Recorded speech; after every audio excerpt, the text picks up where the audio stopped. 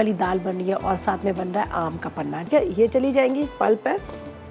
इसके बाद इसके अंदर जाएंगे यहाँ पर, ये मेरे पास है ब्राउन शुगर या गुड़, दोनों ले सकते हैं। ये ठंडा होता है और सही रहता है ये।